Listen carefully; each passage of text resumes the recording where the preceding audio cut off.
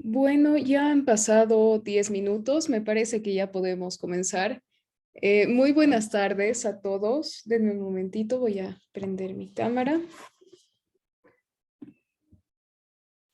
y ya. Muy buenas tardes a todos. Mi nombre es Gabriela Sanginés y soy abogada en la Oficina Jurídica para la Mujer. Los talleres que les estamos brindando en esta ocasión forman parte de un proyecto de cooperación internacional que realizamos con el financiamiento de la Diputación de Badajoz, perdón, y con la colaboración de la Fundación Ciudadanía que se encuentra en España. En esta ocasión vamos a tratar el tema de los derechos humanos desde una introducción y cómo es importante que sepamos los derechos que tenemos. El día de mañana vamos a tratar normativa boliviana directamente, vamos a hablar específicamente de la ley 348 y del protocolo de atención a víctimas de violencia en Bolivia.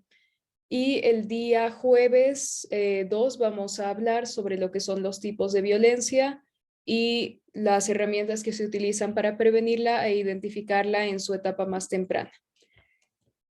Sin más introducción, voy a empezar con el tema. Vamos a estar hablando hoy día de lo que son los derechos humanos. Y aquí tenemos que entender algo antes de hablar directamente de los derechos humanos. Tenemos que hablar de lo que son las necesidades básicas. Las necesidades son lo que tenemos tanto nosotros como lo van a tener las plantas, los animales.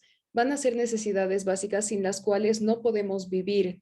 Son necesidades que tienen que estar satisfechas para que podamos desarrollar plenamente todas nuestras capacidades y podamos vivir seguros de nosotras y nosotros mismos.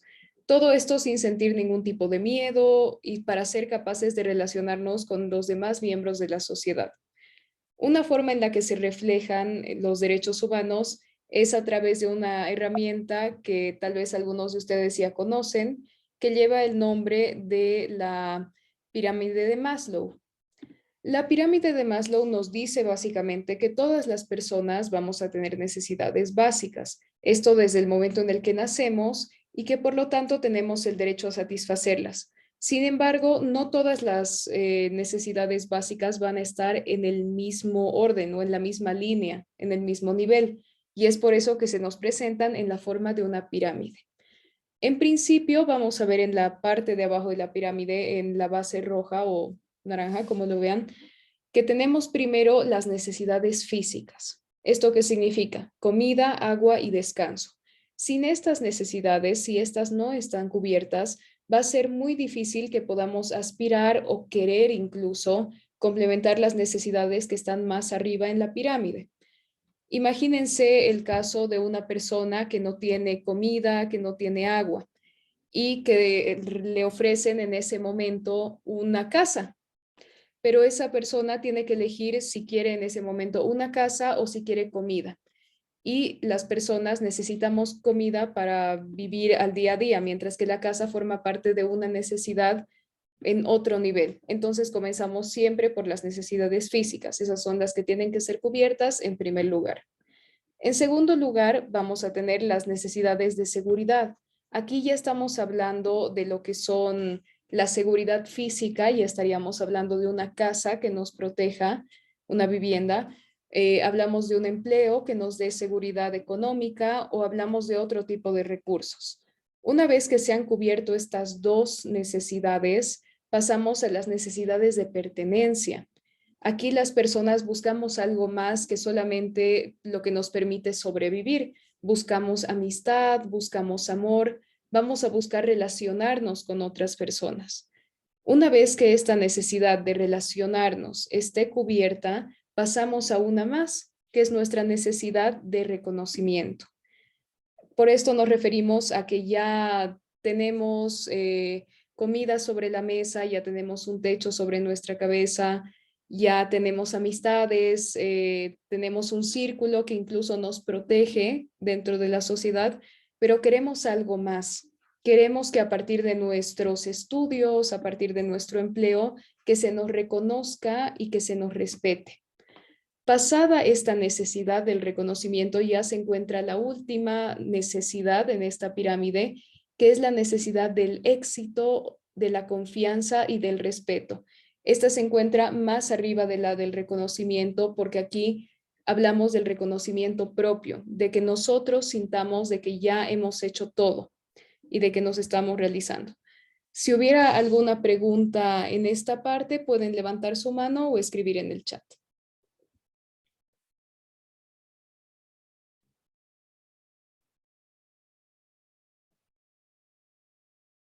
¿No hay preguntas? Ya, perfecto, todo claro entonces. Entonces, hemos hablado de las necesidades y tenemos que empezar ya a relacionar a las necesidades con lo que son los derechos humanos, porque para eso es que nos encontramos aquí el día de hoy. Básicamente, hablamos de necesidades en principio porque las necesidades son las que nos van a hacer iguales a todos los seres humanos. Esto en base a que todos nosotros tenemos las mismas necesidades básicas. Todos nosotros necesitamos descansar, necesitamos comer, necesitamos tener una seguridad que nos proteja y por esto es que estas necesidades que son tan importantes para que llevemos a cabo nuestras vidas se van a convertir en derechos y por lo tanto deben ser satisfechas. Esto sin importar nuestra edad, nuestra posición económica, si somos personas con algún tipo de discapacidad, si somos adultos mayores o si vivimos en alguna condición o país específico. Estas necesidades van a ser la base que creen la igualdad entre todas las personas. Ahora les voy a dar 5 minutos para que realicemos una actividad. Tienen que responder a estas 3 preguntas. Les voy a dar un plazo o un tiempo de 5 minutos para que lo hagan y después van a compartir sus respuestas, ya sea por el chat o participando. Y vamos a empezar a contar los 5 minutos en este momento.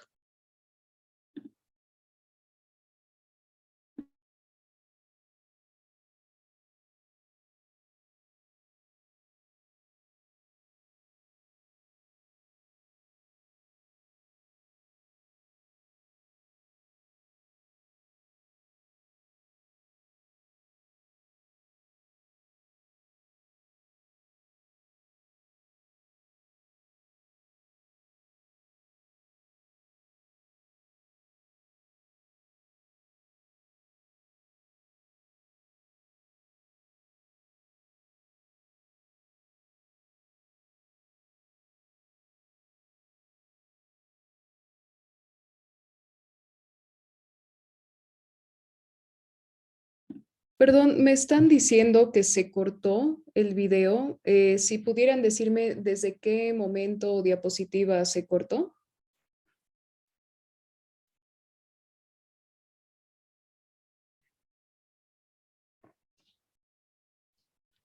Está en el inicio. Terminó de explicar la pirámide, doctora. Ah, ok. Entonces voy a volver una diapositiva más.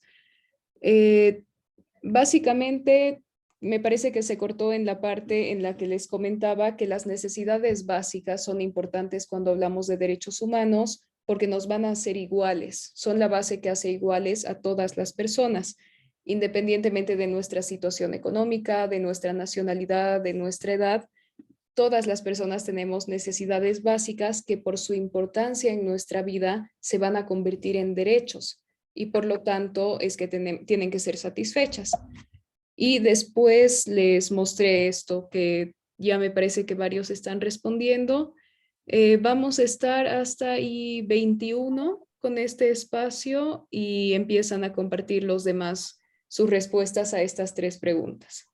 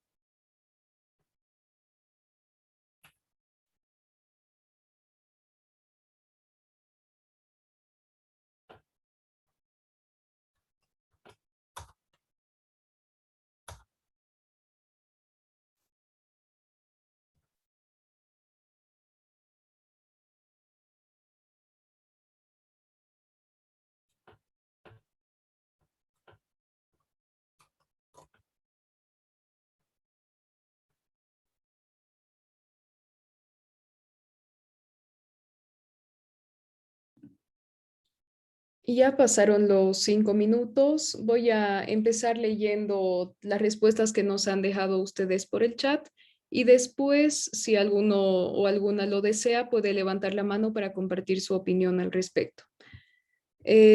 Primero tenemos a Jenny Rengel que nos dice tener alimento, educación y salud, ¿sí? A Paola Andrea, alimentarnos, vestirnos, educación, salud y seguridad. A Nicole Rodríguez, que nos dice salud, alimentación y vivienda. Paula Andrea de nuevo nos dice, cuando no satisfacemos nuestras necesidades nos sentimos inestables, así es. Dafne dice salud, alimentación, vivienda. Jenny, si nos faltan, no estamos satisfechos y tenemos inestabilidad.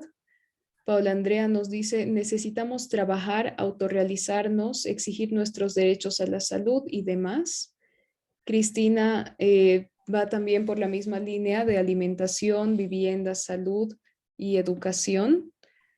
Seguimos con alimentación, vivienda y salud. Y me parece que la respuesta aquí es, ¿qué necesitamos para satisfacer nuestras necesidades básicas? Necesitamos tener vivienda, vestimenta, alimentación y trabajo. Así es. Todas me han dado respuestas correctas. Si hay alguien que desee participar antes de que sigamos adelante con la presentación, puede hacerlo.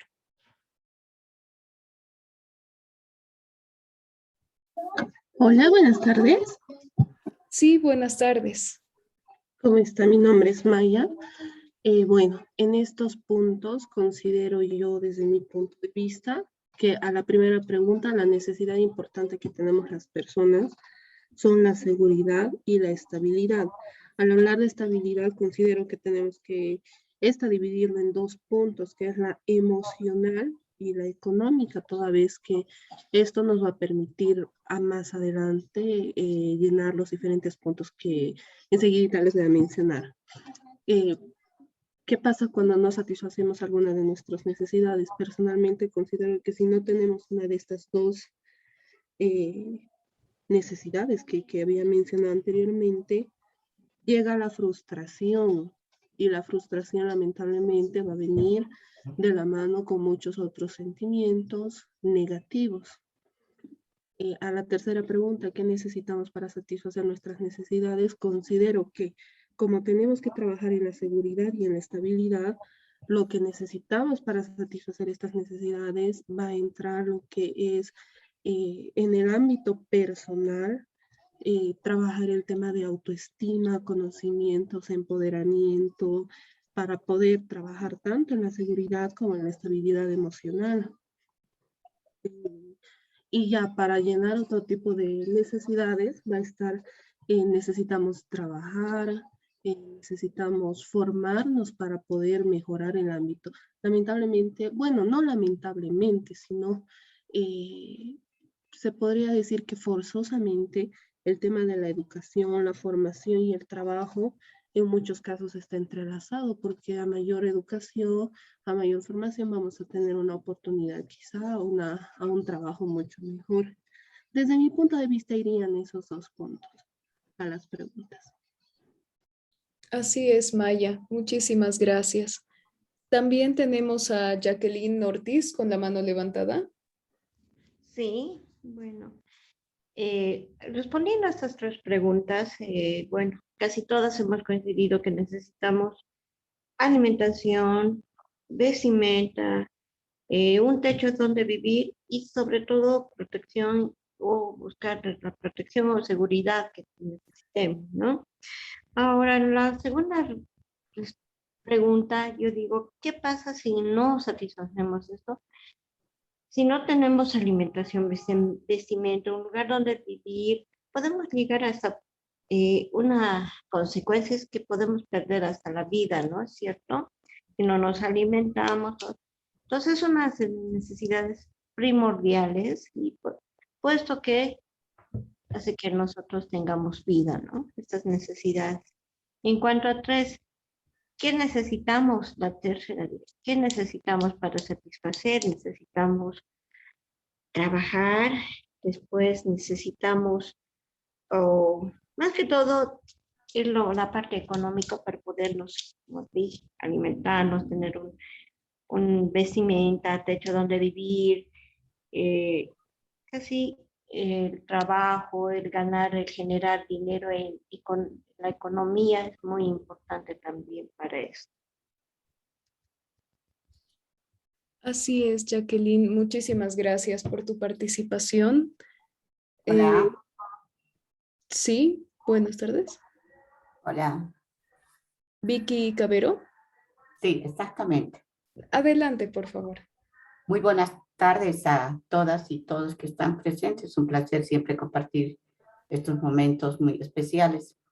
Creo que es importante reconocer que obviamente como seres humanos tenemos muchas necesidades, pero las que más podemos priorizar eh, son las necesidades biológicas, las necesidades físicas, económicas y sobre todo el relacionamiento y vivencia en la sociedad.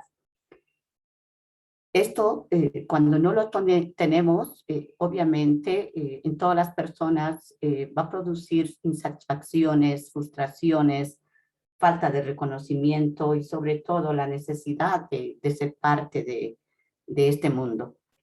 Y obviamente también yo creo descontento y de hecho no haber crecimiento en cuanto a la persona. ¿Y cómo vamos a satisfacer esas necesidades que hemos priorizado? Obviamente cuando la sociedad misma nos incluyan como actores activos de esa sociedad. Hay necesidades que necesitamos informarnos y ser parte de la construcción de una sociedad más equitativa. Y para ello, obviamente, tenemos que ser actores de nuestra propia sociedad y para ver realmente que nosotras, como mujeres, deberíamos tener las mismas oportunidades y ser reconocidas como actoras también de esta sociedad. Gracias. Muchas gracias, Vicky. Justamente ese es un tema que tenemos que tocar también cuando hablamos de las necesidades y en particular la necesidad del reconocimiento. No estamos hablando de un círculo privado solamente, ¿no? También estamos buscando el reconocimiento de nuestras necesidades por parte del Estado, por parte de organizaciones, por parte del gobierno. Entonces, tenemos que analizar cada una de estas necesidades, no solamente desde lo que decían en un principio, desde el hecho de que sean físicas o emocionales, pero también desde su ámbito de reconocimiento, ¿no? ¿Cómo podemos autorrealizarnos? ¿Cómo podemos realizarnos dentro de nuestros círculos, o más bien dentro de un ámbito privado y dentro de un ámbito público? Ahora, Paola tenía la mano levantada. Paola, no sé si deseas participar.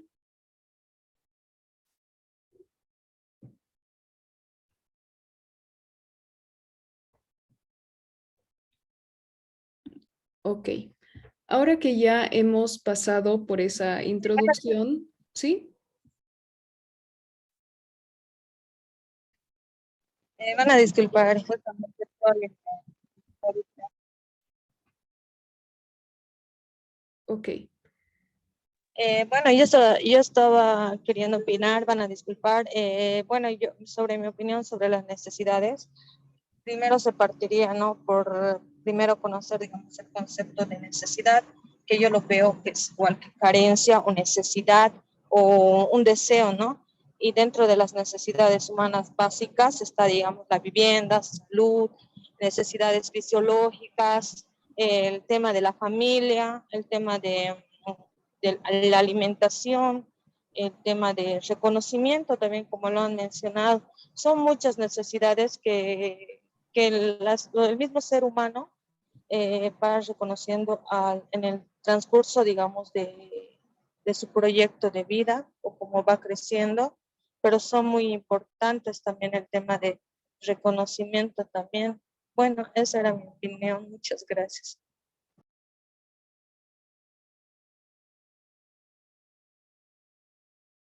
Súper, Paola. Muchísimas gracias por tu participación y gracias a todas también.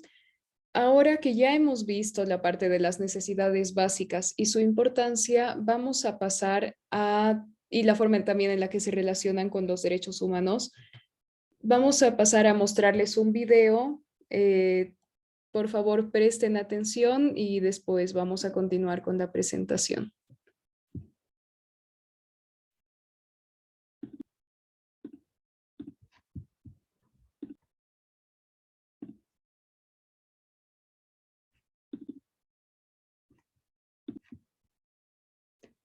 ¿Pueden ver mi pantalla? Sí, perfectamente. Perfecto. Ok. Voy a hacer una prueba de sonido en este momento de unos segundos y me avisan si pueden escucharlo bien. Human rights is ¿Se escucha el video? Sí, se escucha clarito. Perfecto. Entonces, sigamos adelante. that's a good question. Human rights. Oh, that's a tough one. Wow. I don't even know how to give that a definition. I would probably have to do a little bit of homework or something. Any right that I think just as a normal, human, The rights that humans have? Oh, that's a very large debate. Menneskerettigheder kan betyde mange ting. Tú le puedes preguntar a 20 personas y te van a dar 20 diferentes opiniones. Non saprei, è una domanda complicatissima. We just take them for granted that they're there, but we don't even consider what they are.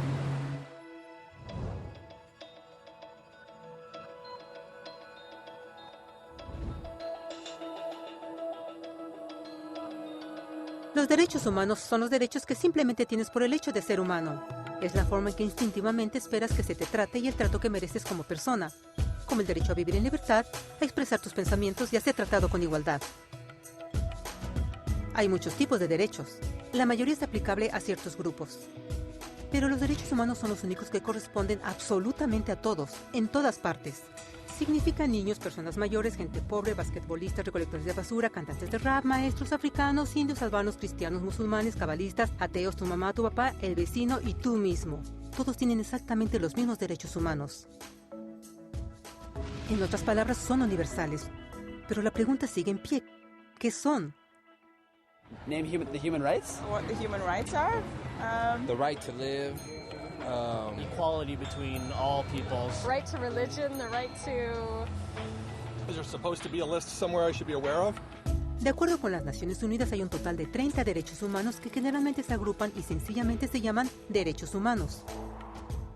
Todos ellos se enumeran en la Declaración Universal de Derechos Humanos, que es el documento más ampliamente aceptado sobre el tema. Pero fue hace mucho tiempo cuando surgieron. Al principio no había derechos humanos. Si estabas con el grupo correcto, estabas seguro. Si no, bueno, no lo estabas. Pero entonces un personaje llamado Ciro el Grande decidió cambiar todo eso. Después de conquistar Babilonia, hizo algo completamente revolucionario. Anunció que todos los esclavos eran libres. También dijo que la gente tenía la libertad de escoger su religión sin importar de qué grupo formara parte. Documentaron sus palabras en una lápida de barro conocida como el Cilindro de Ciro. Y así nacieron los derechos humanos. La idea se extendió rápidamente a Grecia, la India y finalmente a Roma. Se dieron cuenta que las personas siguen naturalmente ciertas leyes aun si no se les pedía. Llamaron a esto ley natural, pero siguió siendo pisoteada por los que tenían el poder. No fue sino hasta 1000 años después, en Inglaterra, donde finalmente lograron que el rey aceptara que nadie podía invalidar los derechos de las personas. Chicos, perdón, ¿me están diciendo que se escuchan dos sonidos de fondo? No, se escucha simplemente el video. Ah, ok. Es que deben tener algún problema en sus computadoras. Ok, entonces vamos a seguir. Perdón, y gracias por responderme. Ni siquiera el rey. Los derechos de las personas fueron finalmente reconocidos y ahora estaban protegidos de quienes estaban en el poder, hasta cierto punto. Aún se necesitó que un grupo de rebeldes británicos declararan su independencia antes de que el rey aceptara que todos los hombres fueron creados iguales. No es que le gustara la idea, pero no los pudo detener. Y así nacieron los Estados Unidos. Los franceses siguieron inmediatamente con su propia revolución por sus propios derechos. Su lista era más larga e insistieron en que esos derechos no solo se habían ideado, sino que eran naturales. El concepto romano de ley natural se había convertido en derechos naturales. Desafortunadamente, no todos estaban entusiasmados. En Francia, un general llamado Napoleón decidió derrocar la nueva democracia francesa y se declaró emperador del mundo. Por poco y lo logra. Pero los países de Europa unieron sus fuerzas y lo vencieron. Y los derechos humanos estuvieron otra vez en boga. Se redactaron acuerdos internacionales garantizando ampliamente muchos derechos en toda Europa. Pero solo en Europa. De alguna forma, el resto del mundo todavía no tenía esos derechos. Por el contrario, esos países fueron invadidos, conquistados y consumidos por los enormes imperios europeos. Pero entonces un joven abogado hindú decidió que era suficiente. Su nombre era Mahatma Gandhi. Y ante la violencia insistió que toda la gente en la Tierra tenía derechos, no solo en Europa. Finalmente incluso europeos empezaron a estar de acuerdo. Pero no iba a ser fácil. 2 guerras mundiales surgieron. Hitler exterminó la mitad de la población judía de la Tierra en horribles campos de concentración nazis.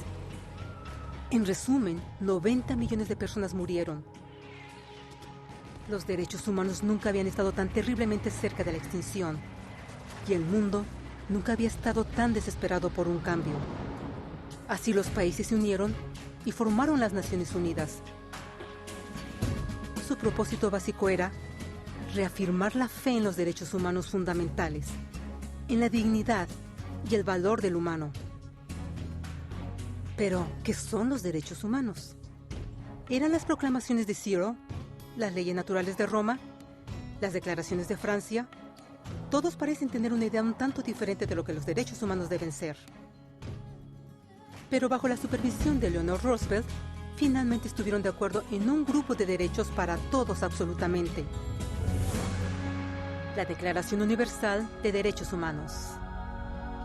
El concepto francés de derechos naturales se había convertido finalmente en derechos humanos.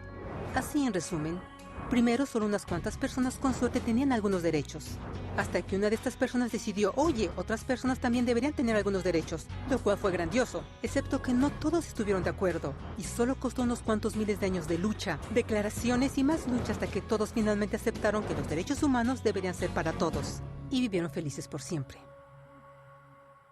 Excepto por un pequeño problema. Si la gente tiene el derecho a alimentación y cobijo, ¿por qué 16,000 niños están muriendo de hambre cada día? ¿1 cada 5 segundos? Si la gente tiene libertad de expresión, ¿por qué miles están en prisión por expresar sus ideas? Si la gente tiene derecho a la educación, ¿por qué más de 1,000 millones de adultos son incapaces de leer?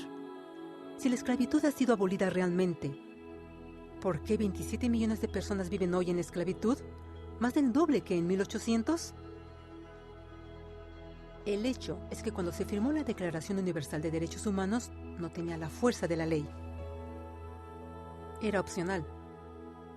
Y a pesar de muchísimos documentos, convenciones, tratados y leyes, no eran más que palabras en papel. Así que la cuestión es, ¿quién hará que esas palabras sean una realidad?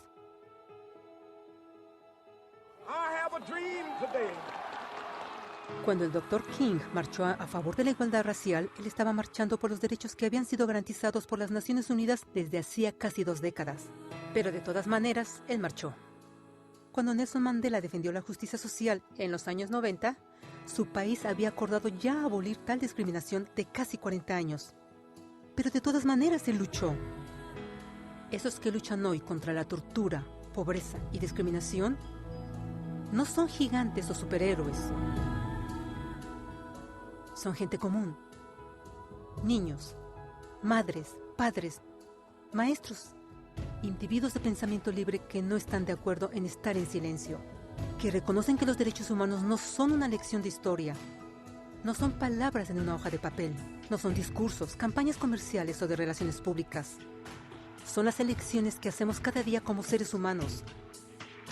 Son la responsabilidad que todos nosotros compartimos, de respetarnos mutuamente, de ayudarnos unos a otros y de proteger a los necesitados. Como Eleanor Roosevelt dijo, después de todo, ¿Dónde comienzan los derechos humanos universales? En pequeños lugares, cerca del hogar, tan cercanos y tan pequeños que no pueden ser vistos en ningún mapa del mundo.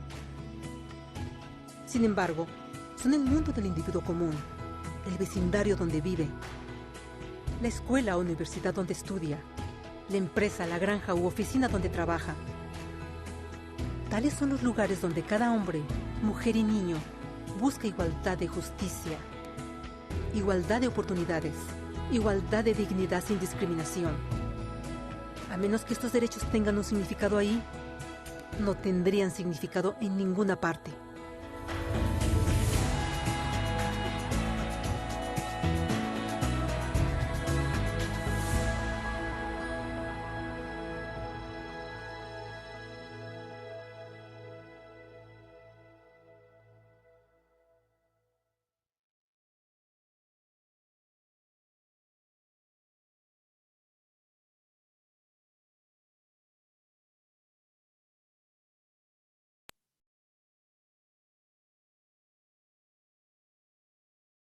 Buenos días a todos y todas los presentes. Agradecer a la Oficina Jurídica para la Mujer por el espacio. Y habiendo dado lugar a lo que es este pequeño video de introducción, cabe preguntarnos ¿por qué surgen los derechos humanos? Voy a necesitar, antes de nada, la participación de todos y todas ustedes para poder definir, uno, qué son los derechos humanos y por qué surgen. Paola, tienes la palabra. Bueno, yo desde mi punto de vista surgen a partir de las necesidades de los seres humanos, a partir de las exigencias de cada uno de nosotros, porque sin tener derechos, o sea, las personas podrían hacer lo que les da la gana sin autoridades y demás, ¿no? Pero esa es una exigencia a partir de la necesidad del ser humano. Yo opino eso. Muchas gracias por tu participación, Paola. Y sí, los derechos humanos surgen para defender, para proteger, para amparar la dignidad de las personas, entendiendo la dignidad como el valor que tiene la persona, los seres humanos, por el tan solo hecho de ser humano. Recordemos que surgen a partir de la necesidad de proteger lo que es la dignidad, la igualdad y la libertad de todas las personas. ¿Cuál es la premisa? ¿Cuál es el principio fundamental? Nos dice que todas las personas poseen una dignidad humana inherente y tienen igual derecho a disfrutarlos, sin importar su sexo, su raza, su color, su idioma, su orientación sexual, de repente su ideología, su religión, sus creencias, su nacionalidad.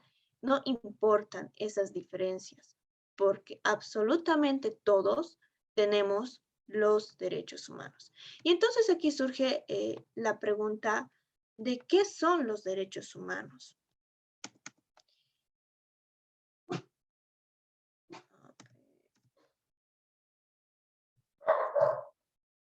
¿Qué son los derechos humanos? ¿Qué entendemos por los derechos humanos?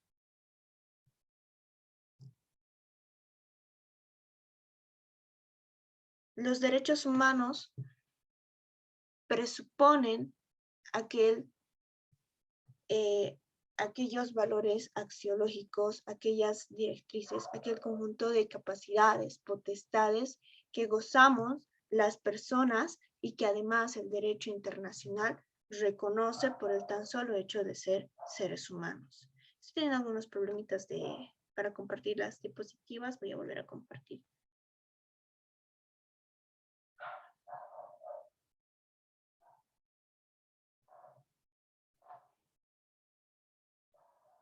Me van a avisar si se ve en mi pantalla, por favor.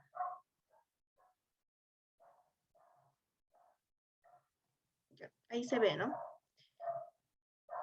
Entonces, para responder a esta pregunta, que son facultades, son potestades inherentes a las personas y que además el derecho internacional las reconoce. Los derechos humanos nacen de esta necesidad de proteger la dignidad de las personas. Y como bien lo decíamos, para gozar de derechos humanos, no importa tu color de piel, no importa tu ideología política, no importa tu estatura, tu sexo, tu género, tu nacionalidad, no importa tu religión o tu postura política, tu situación económica, ideológica. Simplemente basta con que seas una persona para que goces de los derechos humanos. ¿Para qué sirve? ¿Cuál es la importancia? La importancia de los derechos humanos es que nos permiten proteger y defender la dignidad de las personas, la satisfacción de las necesidades básicas y espirituales. Todos los derechos humanos, absolutamente todos, gozan de ciertas características. Decimos que son inalienables e indivisibles. Indivisibles en tanto y en cuanto los derechos humanos no se pueden dividir. Y son inalienables puesto que no se pueden transferir, son innatos a nuestra naturaleza. Son universales puesto que amparan y acogen a todos y a todas, independientemente de tu color, tu nacionalidad, tu sexo, son universales absolutamente para todas las personas y son permanentes. Independientemente del transcurrir del tiempo, los derechos humanos están ahí. Y además hay que agregar que los derechos humanos son interdependientes, es decir, que el ejercicio de un derecho humano depende del ejercicio de otro derecho humano. Por ejemplo, si yo tengo derecho a la educación, para ejercer ese derecho a la educación, también necesito gozar de otros derechos como ser a una familia, a la alimentación. Es decir, que para ejercer un derecho es necesario, permítanme, para ejercer ese derecho es necesario garantizar el ejercicio de los derechos de los demás. Si yo tengo derecho a la participación política, para ejercer ese derecho a la participación política, habrán otro conjunto de derechos, como derecho a la educación, el derecho a la asociación de repente, que deben ser ejercidos. Y si estos son limitados o transgredidos, no se va a permitir el ejercicio del otro derecho.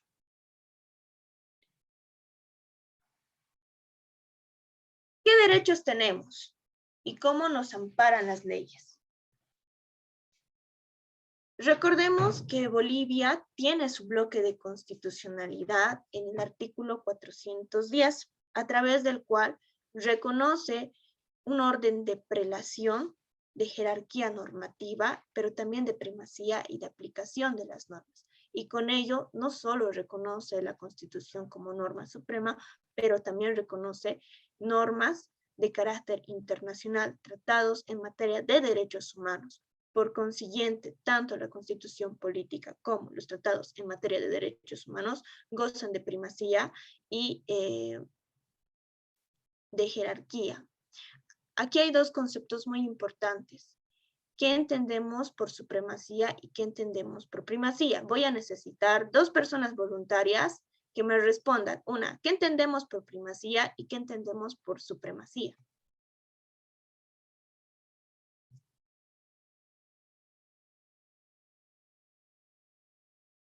Sin miedo, por favor.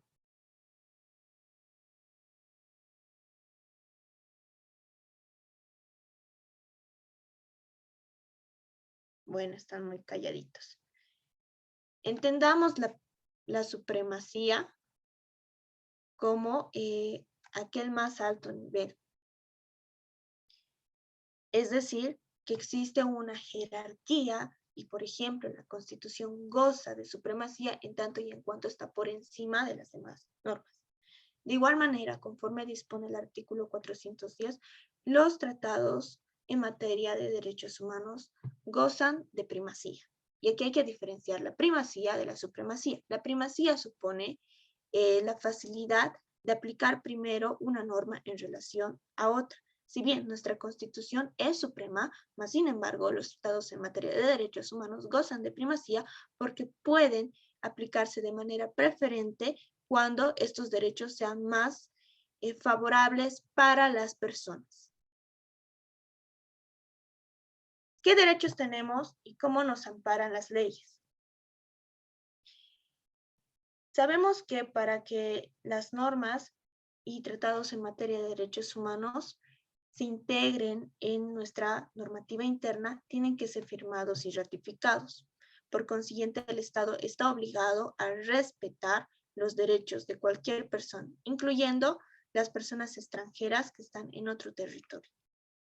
¿Y cuáles son estos tratados, estas normas de carácter internacional que amparan los derechos humanos? Las declaraciones, los acuerdos, los convenios y los tratados. Las declaraciones son aquellas aspiraciones de países u otros organismos internacionales. Los acuerdos, por su parte, son aquellos que están firmados entre un Estado y otros organismos internacionales donde los involucrados se comprometen a cumplir con ciertas obligaciones. Y los convenios son acuerdos, son puntos de vista unidos entre los distintos organismos sobre cuestiones que surgen entre sus relaciones internacionales. Y los tratados, un tratado es la forma en cómo se estructura un acuerdo. Tenemos los más importantes. Uno es la Declaración Universal de los Derechos Humanos de 1948, que también es un hito histórico.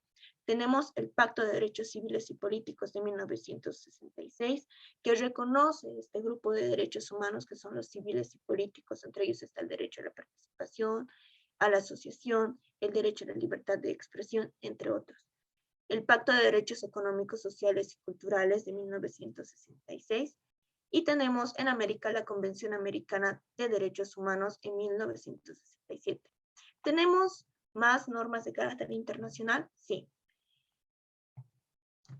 ¿Por qué se han acordado estas normas de carácter internacional? Es ante las recurrentes violaciones, transgresiones a los derechos humanos. Y aquí hay un poquito de historia. En lo que ha sido el reconocimiento y la positivización de los derechos humanos, hay dos etapas. La etapa de positivización de los derechos humanos y la etapa de judicialización de los derechos humanos. Recordemos que en la Segunda Guerra Mundial, en la Primera y la Segunda Guerra Mundial, se han cometido transgresiones a los derechos humanos que han atentado a la dignidad, a la libertad y a la igualdad de las personas. Por consiguiente, ante estas circunstancias, hubo una etapa de positivización en la cual se ha reconocido que las personas tenemos derechos humanos. Pero además de esta etapa de positivización, existe una etapa de judicialización. Es decir, ya no solamente se reconoce los derechos humanos que gozan todas las personas por el tan solo hecho de ser seres humanos, sino que además se han creado sistemas internacionales de protección a los derechos humanos. Un claro ejemplo tenemos acá en América la Corte Interamericana de Derechos Humanos, que gozan de competencias contenciosas y competencias consultivas.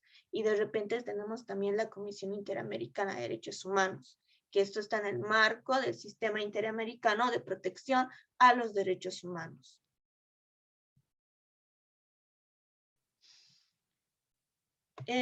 Tenemos que cuando las Naciones Unidas han redactado la Declaración de los Derechos Humanos, plantearon valores de estos derechos humanos. Es decir, entendamos que estas facultades que reconocen un valor al ser humano por el tan solo hecho de ser humano, se fundamentan en ciertos valores axiológicos, como ser la libertad. Es decir, todas las personas, por el tan solo hecho de ser personas, podemos elegir. Y tenemos el derecho de elegir en absoluta libertad en nuestra sociedad. Claro que entendemos que el límite al ejercicio de un derecho humano es el ejercicio de otro derecho humano.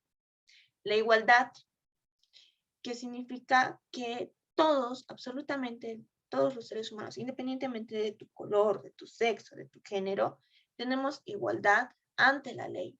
Es decir, que no existen reconocimientos prioritarios a unos más que otros, prioridades que puedan vulnerar el ejercicio de los derechos humanos de otras personas. La participación. Todos los seres humanos tenemos el derecho a participar, a intervenir en el proceso de decisiones y realización de las metas políticas, económicas, culturales de su sociedad. Por ejemplo, tenemos el derecho a participar tanto como candidato como elegir a nuestros representantes. En el ejercicio de la democracia representativa, por ejemplo, podemos elegir nuestros candidatos, nuestros representantes, quienes van a tomar decisiones, pero también están reconocidas otras posturas como el referéndum, como los plebiscitos, que están en el marco de la participación, el derecho a la paz, la convivencia pacífica, que es muy importante, y eso tiene que ver también con la tolerancia en un Estado constitucional de derecho. No solamente es la ausencia de la guerra, sino una estructura social de amplia justicia reducida a la violencia. Y aquí hay que hacer énfasis en lo que es la violencia, que es un problema muy, muy grande en nuestra sociedad. La solidaridad, cuando nos referimos a que los seres humanos estamos ligados a otros, pero también tenemos que ser solidarios en el cuidado y el amparo de las otras personas. ¿Qué nos ofrecen estos tratados sobre derechos humanos? Primero, nos van a garantizar, permítanme, voy a permitir, que los individuos gocen de un conjunto completo de los derechos humanos. Es decir, los derechos humanos garantizan que todos y todas tenemos derechos humanos, pero además los estados están obligados a cumplir con estos derechos humanos. Existen unas obligaciones de carácter positivo y de carácter negativo.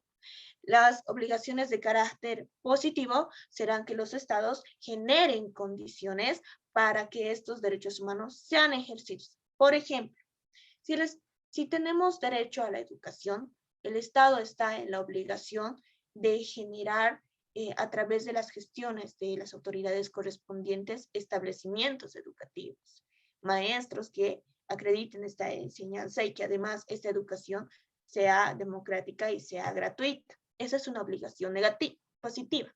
Una obligación negativa, en cambio, es la prohibición de un Estado de transgredir los derechos humanos. De repente, les pongo un ejemplo, en tiempos de dictadura era muy común que existan desapariciones forzosas por parte de los estados que reprimían a grupos disidentes, ya sea por su ideología, su postura o el grupo al que representaba.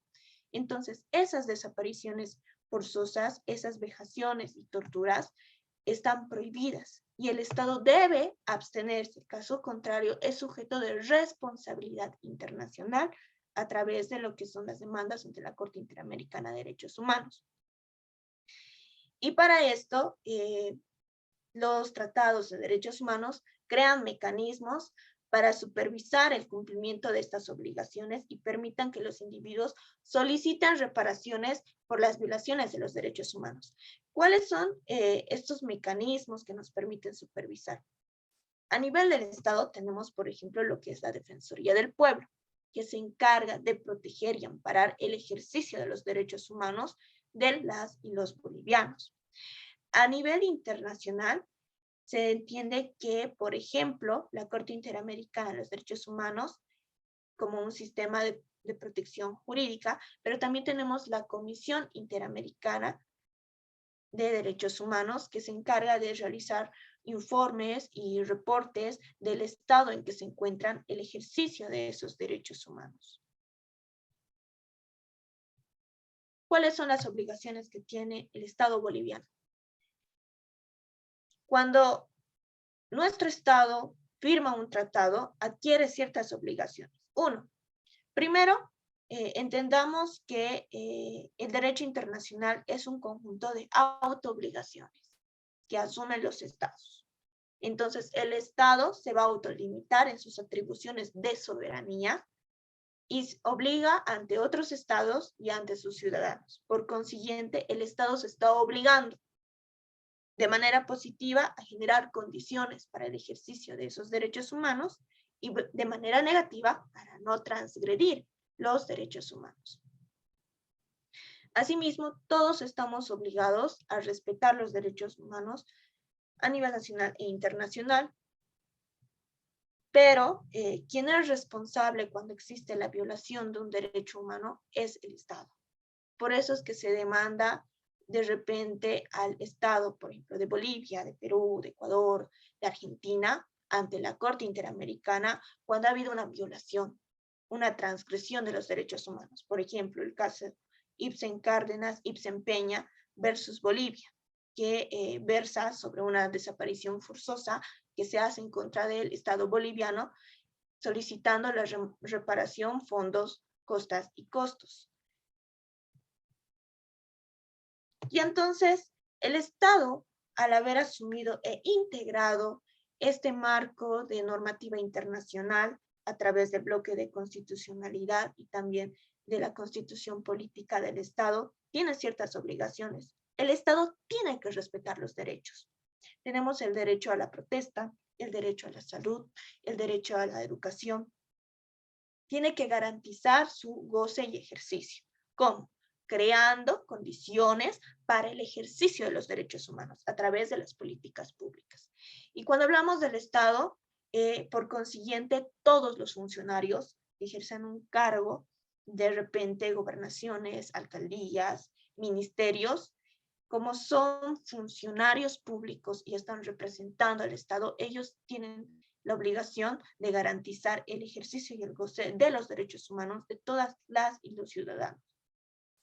Así también deben tomar las medidas necesarias para su plena vigencia y prevenir la violación de los derechos humanos.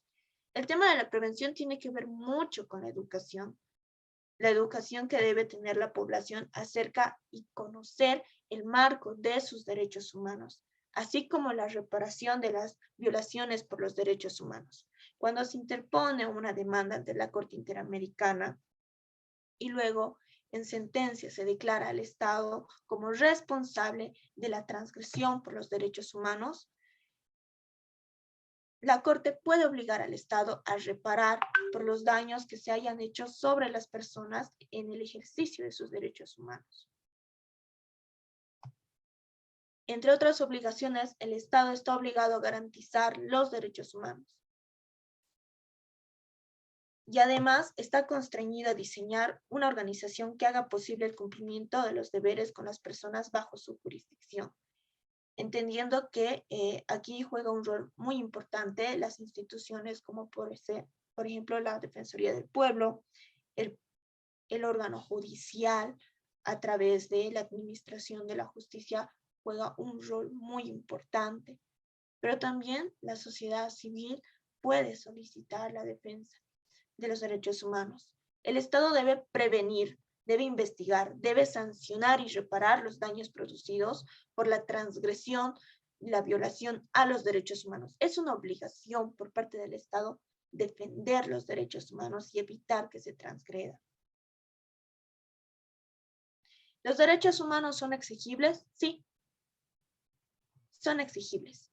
Los sistemas de protección y promoción de derechos humanos gravitan sobre la base del desarrollo de responsabilidades estatales, que se expresan en lo que les decía, en obligaciones negativas y en obligaciones positivas. Las obligaciones negativas, que son de no hacer, es decir, el deber que tienen de respetar los derechos humanos, y en obligaciones positivas, que son el deber de hacer, es decir, el Estado debe proteger, el Estado debe amparar, el Estado debe realizar todas las acciones necesarias para garantizar el ejercicio de los derechos humanos que han sido reconocidos internacionalmente.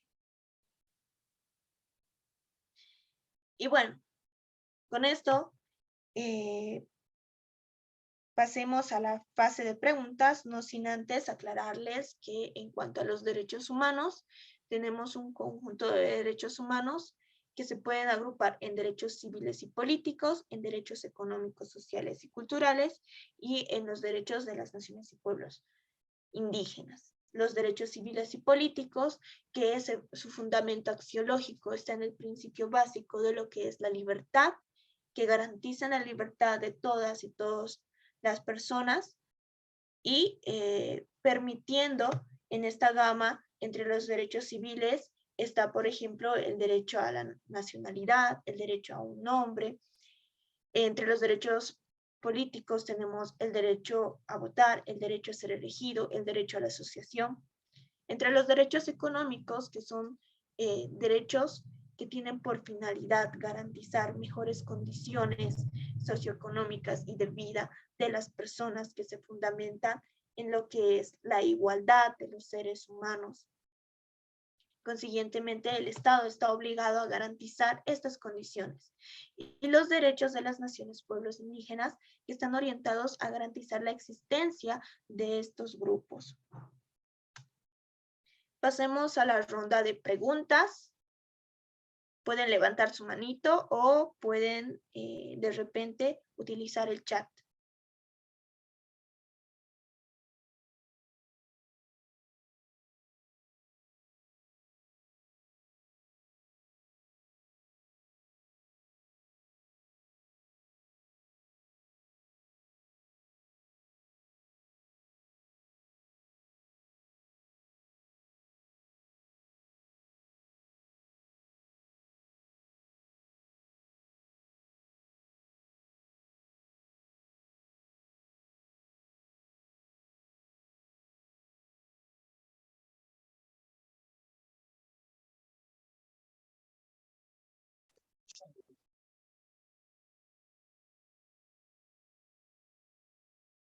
María Teresa, de repente tienes una pregunta, no tengas vergüenza.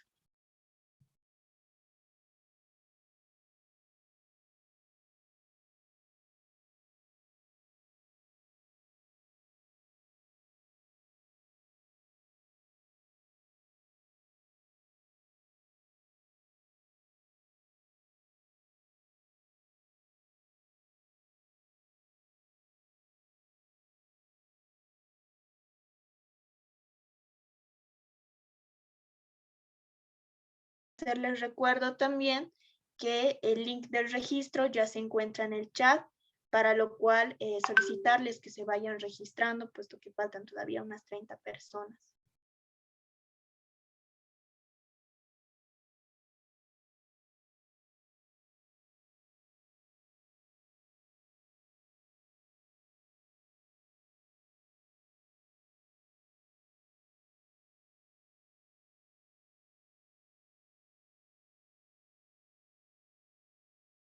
¿Existen más preguntas? Buenas tardes. Buenas tardes. Ana María. Bueno, realmente ha sido bonita la exposición.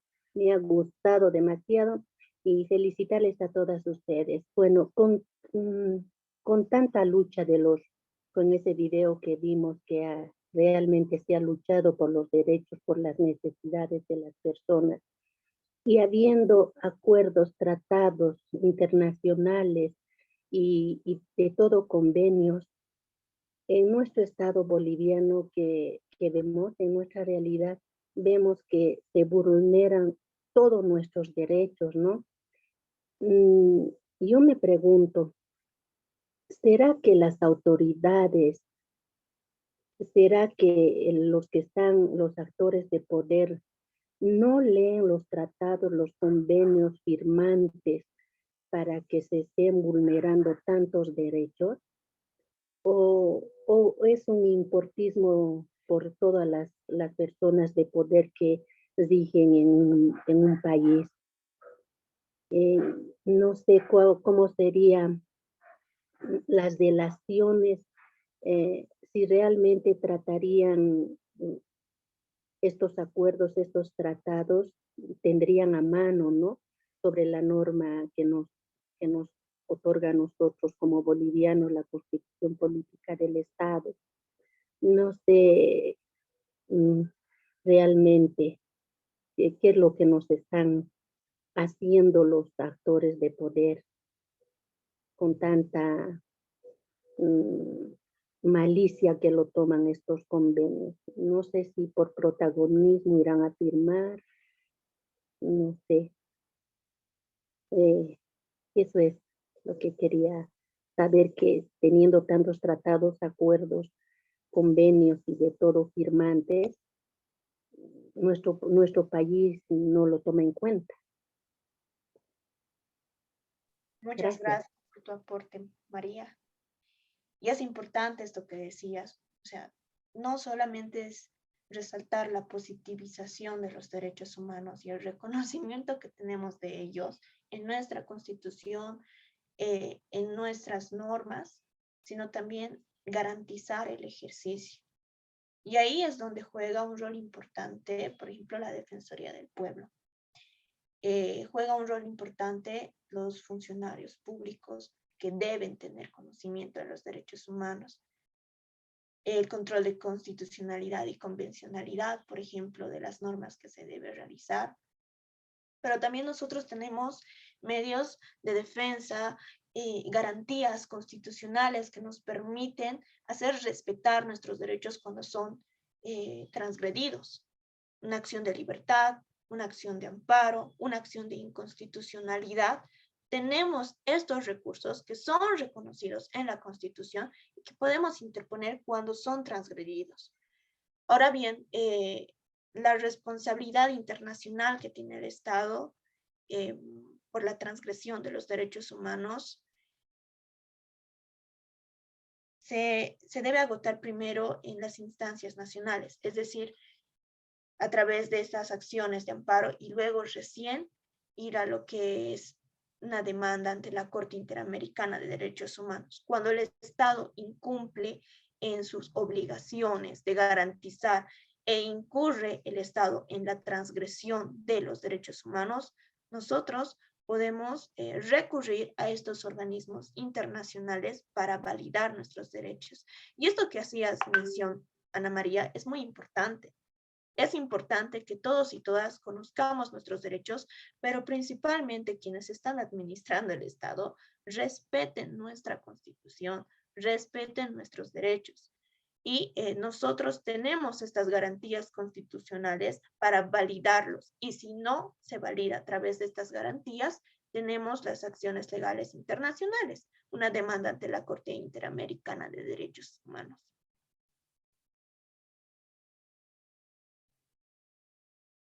¿Tienen más preguntas?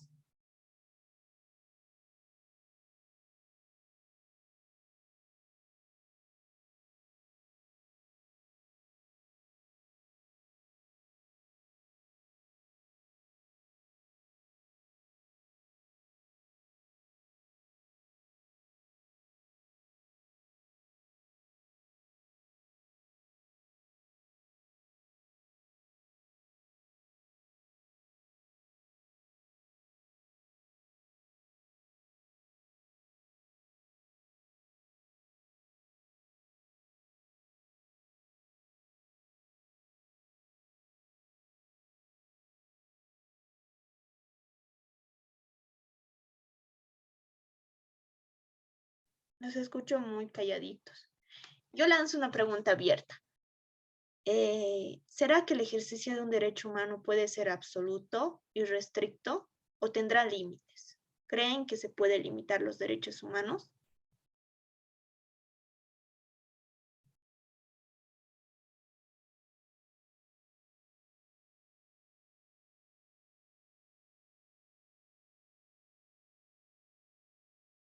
Bueno, buenas tardes. A lo que yo sabía que sí se pueden limitar los derechos humanos cuando estos invaden los derechos de otras personas.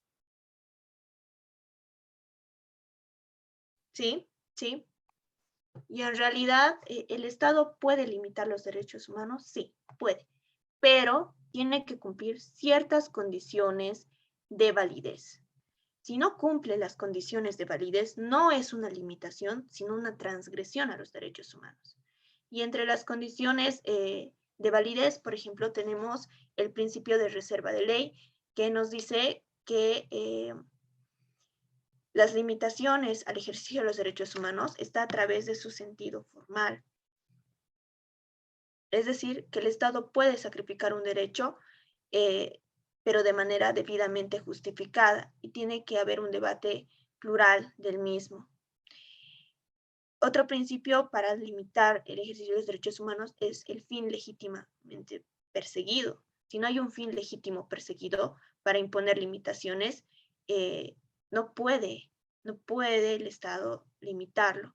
El principio de proporcionalidad la forma en la que el Estado limita debe ser proporcional, no puede ser excesiva y abusiva. De repente, les pongo el ejemplo del derecho a la protesta.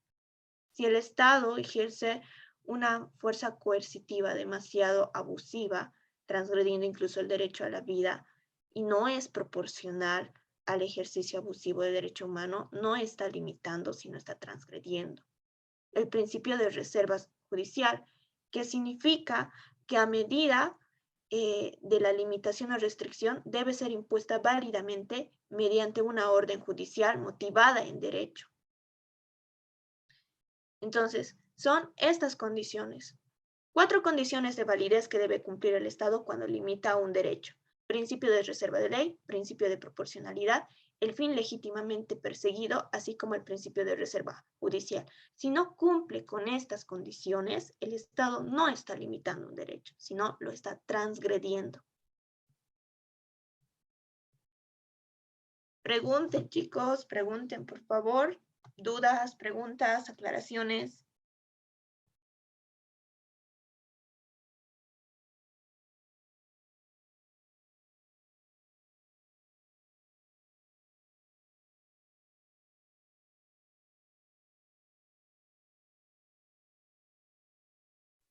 Rudy, tienes la palabra. Puedes encender tu micrófono. Buenas tardes, compañeros y a todos los presentes. Bueno, con la explicación me surgía la duda de realmente cuál es el trabajo que realiza la Defensoría del Pueblo en esto, lo que es la protección y el resguardo de los derechos humanos. Ante la transgresión de cualquier tipo de derechos fundamentales humanos, ¿cómo son sus resoluciones de este defensor del pueblo? ¿Son de carácter coercitivo? Es decir, a la entidad pública o a la persona que ha transgredido estos derechos, ¿le imponen una sanción?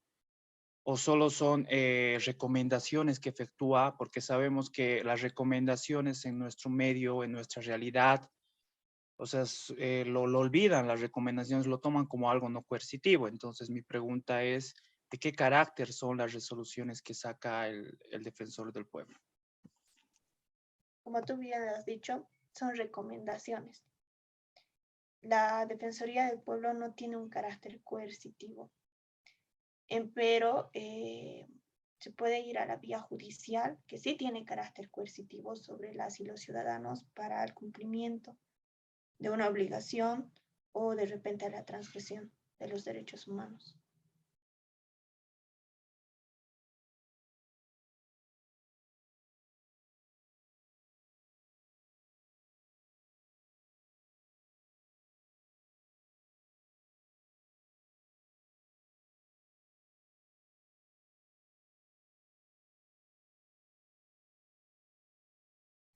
Bien, son las 5:19 de la tarde. Si no hay más preguntas.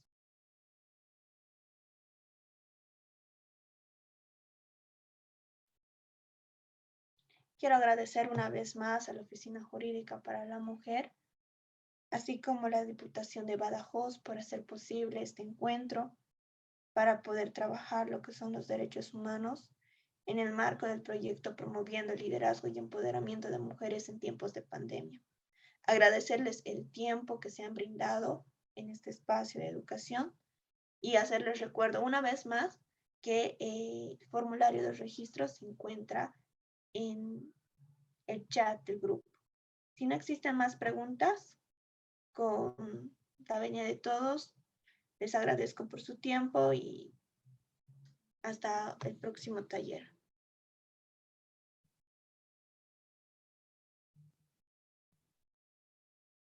Bueno, muchísimas gracias a todos y a todas. Nos estaríamos viendo en otra oportunidad. Gracias. Gracias. Y felicidad. Muchas gracias, felicidades. Muchas gracias, estaba muy buena la ponencia. Hasta otra oportunidad. Muchas Buenas gracias. tardes. Gracias. Gracias, buenas tardes. Muchas gracias. Gracias. Tuve problemas técnicos. Gracias.